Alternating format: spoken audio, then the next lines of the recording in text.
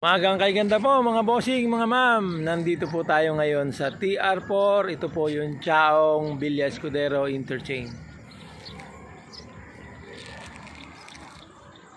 Nakausap ko po yung foreman nila dito.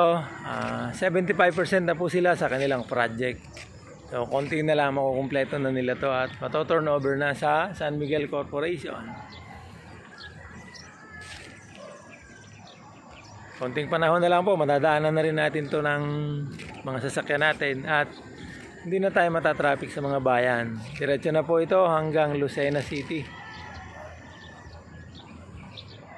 Base po sa kanyang kwento, ang sunod daw pong exit dito ay sa may Candelaria. Then after ng Candelaria, Sariaya.